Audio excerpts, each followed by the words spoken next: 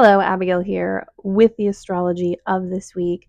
This week, comparatively, is a cool down week. Now, we do have some of the planetary shifts that are really important to Gemini season, but this is personal planets shifting signs, which is not that unusual. It's just kind of an energy change rather than a massive event, at least from my perspective. So, the next week, we're going to have Jupiter entering Cancer and a really intense full moon in Sagittarius, which is why I consider this more of a cool down. We do have some intense moments, but they are with quicker moving planets. So it's not quite as bombastic or big. Very important, especially if you're ruled by these planets, but it definitely feels more like the continuation of a story rather than an event that is happening. So we start off on Thursday, which is nice. Obviously there's stuff happening in the cosmos in the sky, but there's no like massive event or big aspect happening until Thursday this week. So we do get this nice kind of deep breath in, deep breath out moment. I encourage you to take advantage of that. But when we hit Thursday, we end up with Mercury square the nodes. And when we get a nodal square, it creates a T square because the nodes are two opposing points in the sky. And then we have that planet that comes in, creating that T shape.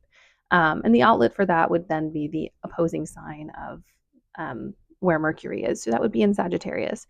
So we're in this kind of tense moment with the lunar nodes. The lunar nodes are related to past life things, destiny, past and future, and where they converge. So it is kind of a crossroads, a moment of what are we going to do with what we know?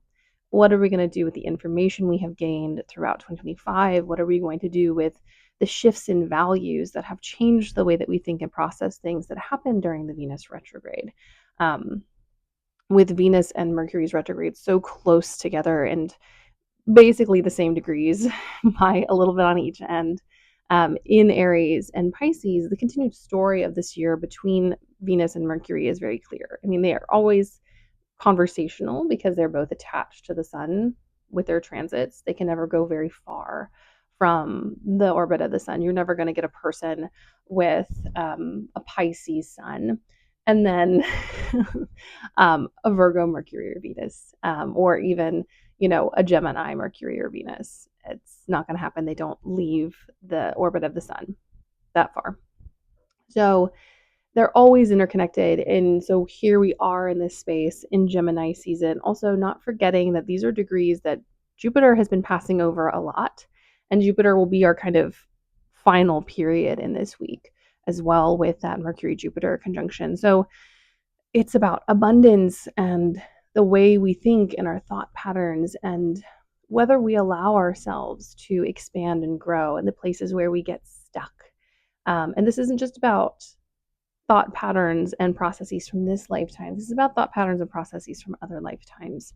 Those kind of moments where we just are like, wow, I've never had this experience, but I feel very connected to it. Or, this is not something that I believe in, but I just had a really strong reaction or pull towards it. Those things can be echoes of past parts of self that are still deeply tied to certain things. So what are you still tied to? What are things that are still coming up for you?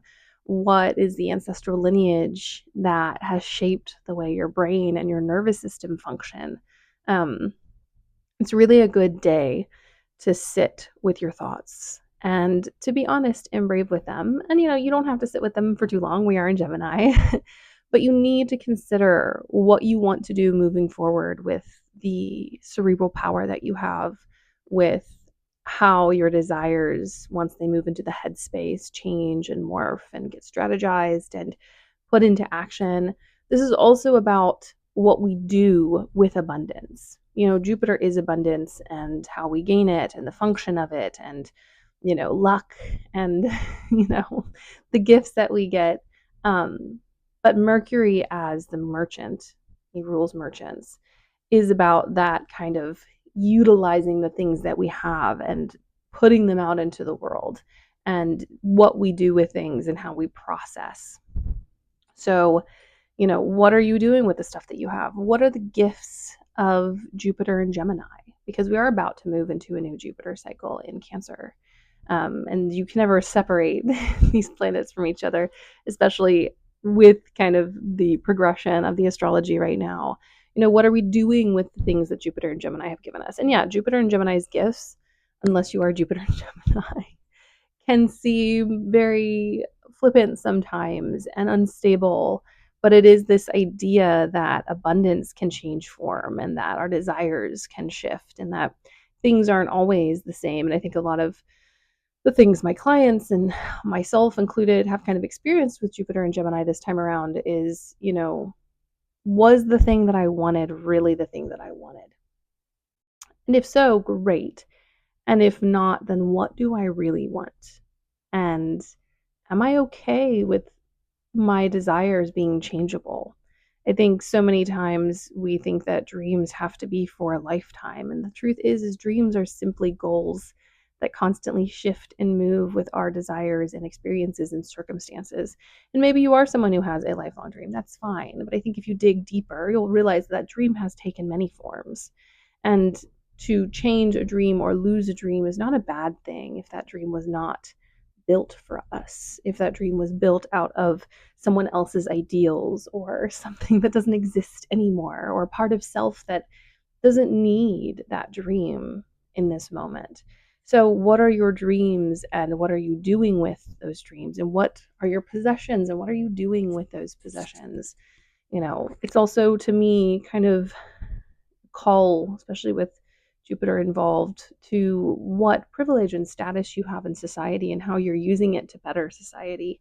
And if not, why not? I think sometimes we attribute to Mercury and Gemini this flippancy, but it is just the ability to move between complex thoughts and ideas. It's not the devaluing of them or the minimizing of them. It is just the speed at which you can move through different things and transmute different things and integrate different things, which can feel destabilizing if you don't know what's happening.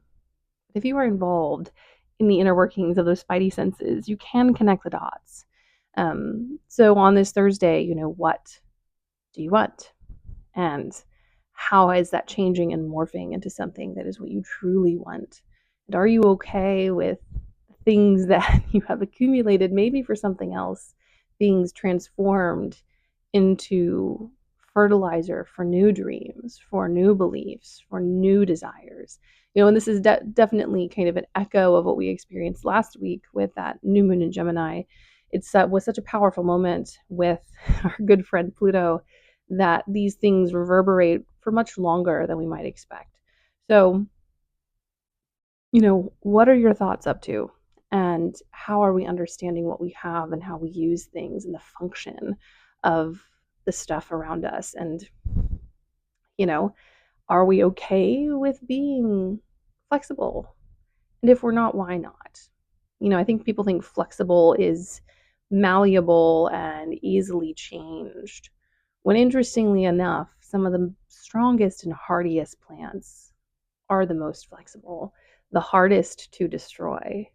So maybe it's time to shift our perspective from seeing something that is able to endure in dynamic ways as something that is weak and easily changed, but rather something that is resilient and enduring and powerful. That flexibility is strength, not some form of not some form of being easily molded. I think if you scratch a Gemini, you find something very hardy and very resistant to influence of a certain kind. If you have a square to Neptune, maybe that's not true. If you have Mercury square to Neptune, maybe that's not true as a Gemini. But, how do we perceive resilience and stuff? And a lot of times I think the planet Mercury gets kind of demoted. We talk big talk around Mercury retrograde, but a lot of times I think Mercury gets ignored. This is about how you proceed into the world, how you exist, and how you communicate who you are, and how you activate the things that you have and contain, and the multitudes that you are. So do not disrespect Mercury. Do not disrespect Gemini. And sit with yourself and ask yourself complex questions and have complex thoughts and allow things to sit in the in between in this moment with the nodes of will I or won't I? What is the future for me and what must be tended to in the past?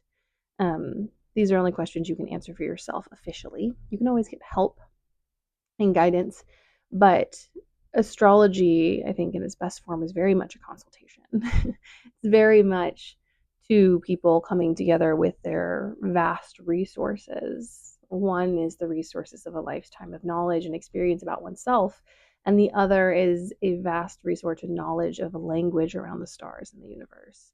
And so maybe you do need some help processing this, but also honor your experience in this moment. Mercury holds memories and carries these deep reserves of understanding and knowledge.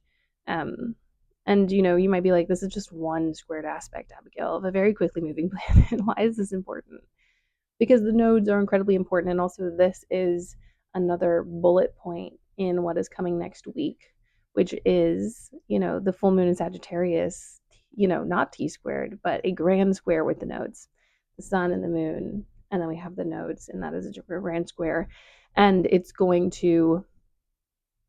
a grand square, it's a grand cross. Sorry.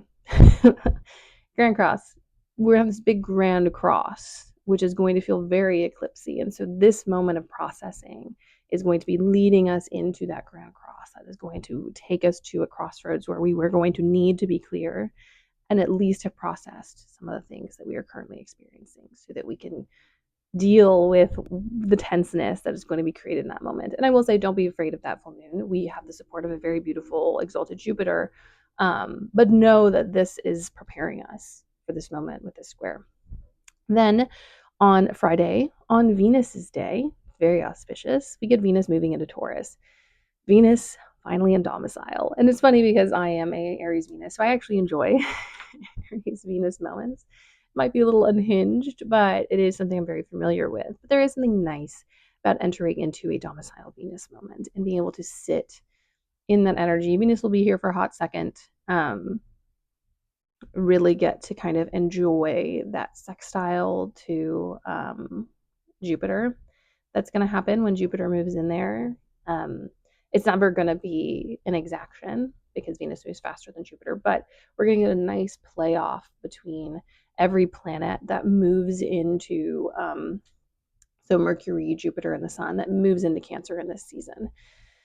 And I think it's going to really ease the way for a lot of relational stuff. It's going to ease the way for a lot of communication and emotional outpouring and abundance as we move through the summer. So this is a really important moment. It's not, unless you have planets there, it may not be pivotal, but the overall cycle is going to be really lovely and effective and soothing and released and delicious. So enjoy that. There are difficult things happening in astrology all the time. That is just the nature of life. But when we get these domicile, exalted moments, these are moments to really dig into pleasure and dig into the joys of life and the things that make the struggle of existence worthwhile. Those connections, that care, that ease that can happen in life. That is where we find them in those domicile placements. So that is on Friday. Then on Sunday, we get Mercury conjunct Jupiter at the 29th degree. This is the anaretic degree, the degree where everything happens. If you have a 29th degree planet placement in your chart, you will notice that there are very intense moments of climax in your life. There are always these like build-ups to these really, depending on the planet, it'll color what the topics are with the house, the zodiac sign, but all of those things will lead you to a very definite point of some kind. And so having Mercury and Jupiter, I think in this moment, we're going to get a really good idea of what was going on with Jupiter and Gemini. We already have, pretty, pretty obvious, kind of view here, but I think those little sneaky undercurrents that exist in Gemini, those little stories that kind of slip themselves into the bigger stories and then end up being a major plot point later on, that's what we're looking for here. What are those little subliminal messages and stories and conversations and communications? What are those things that looking back, we're gonna be like, yeah, I remember what was going on at the time, but what I didn't realize was that was also happening. And so this Mercury Jupiter moment gives us insight This is also a great moment for signing contracts. This is a great moment. Like, we can argue as much as we want about Jupiter being in detriment, but if you want to look at the minutia of things and the ability to like get a lot of words and on paper and have everything out there, this is a great moment for signing contracts. This is also a great moment to reread anything that you sign. If you're buying anything, if you're selling anything, count your money. Um, and I think what you're going to find also in here is like there's going to be little gifts. You're going to get a clause that is beneficial to you that you weren't expecting. You're going to get a little extra with the things that come about. Obviously, maybe not on Sunday when a lot of people don't do business, but around those days, so Monday and Friday, um, and Tuesday even, so anything that you commit to that you are, putting your name to or writing, this is a great aspect for writers, in my opinion. Overwhelming, yes, but this might be a day where you get to like word vomit an almost entire story. Now, yes, of course, later you're gonna have to go back and put that in order. But wonderful magical ideas are happening on this day, insights, understandings. Um, if you're an inventor or someone who creates things, ideas that transform your future and do so in a way that is countercultural and invigorating and activating and transformative for the future. Because partially also a reminder, we're going to have Uranus in the early degrees of Gemini, and 29 and 0 degrees, they're never as far apart as you think. I always find that they're so much more connected than we give them credit for because of all of the degrees in the middle. But they're very important. And whenever I see an activation on one end, I often see an activation on the other end, or you'll see it coming up. So keep that in mind. And also, when we have these huge planetary shifts, the story is always a massive incline to whatever end, whatever climax, whatever point. It doesn't just hop over into a different sign and go, oh, it's all new now. That's just not how life works. And then last but not least, we have Mercury going into Cancer. Now, Mercury in a water sign is not as clear and dysfunctional as Mercury in an air sign. However, beautiful time for emotional communication, wonderful time for the arts, absolutely great time for music and communicating through things that are not like direct communication. This is great for like emotional communication and non-verbal, non-like vocal based things. So, this is a beautiful, beautiful time to do things for people and to put things in place that like help people know that they are cared for and tended to. This is not about saying the thing, it is about doing the thing as a form of communication. Um, which is very Virgo of me to say. Not a Virgo sun, but I am Virgo moon, Virgo rising conjunction. So while maybe you're not going to get a lot of clarity in like a very literal sense with Mercury in a water sign, you get so many. It's almost like being able to see things through water. And yeah, sometimes it obscures things, but we get it's like light that glitters through water. We get these gorgeous seascapes when we get Mercury going in there. There's strange tales and myths and legends. It's not prose, it's poetry. And both are valuable and effective in their own way. So in this cycle, once again, when Mercury doesn't have retrogrades, it moves, it books through. So once we hit Cancer season, Mercury will then go into Leo.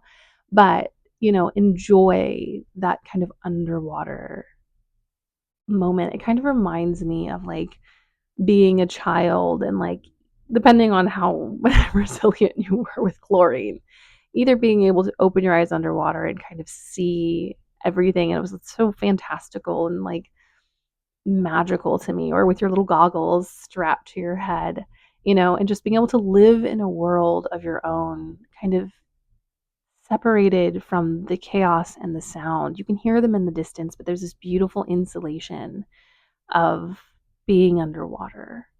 And so that is this Mercury in Cancer. It's a moment to kind of take a break and release. And also, it's a water sign that's not detriment and fallen like Pisces. So this is a time to really enjoy this kind of separation of things and, to feel that lightness, that happens to the human body when we are in water.